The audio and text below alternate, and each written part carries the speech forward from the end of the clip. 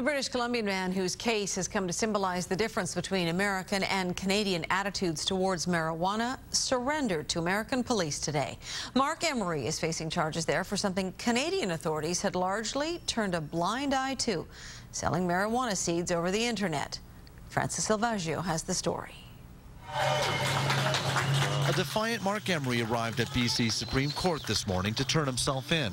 I won't be repentant. I won't be apologizing to any judge.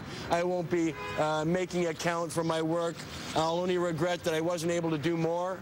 Canada's most visible marijuana crusader and self-proclaimed Prince of Pot was arrested 4 years ago after U.S. authorities discovered he was selling marijuana seeds to American customers. Despite never setting foot on U.S. soil, Canadian authorities helped nab Emery for the Americans. He was subsequently indicted and now awaits extradition to serve 5 years in a U.S. prison for a crime he was fined $2 grand for in Canada in 1998.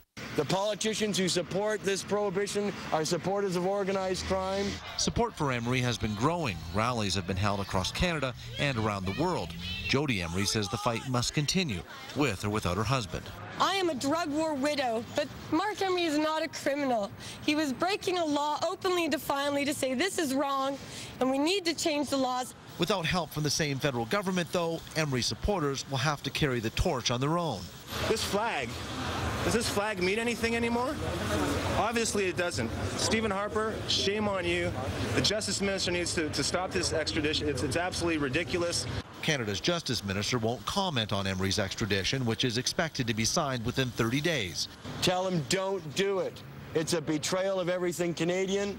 It's a betrayal of our sovereignty. It's a betrayal of a good citizen myself who's never hurt anybody. If extradited, Emery will apply to serve most of his time back in Canada.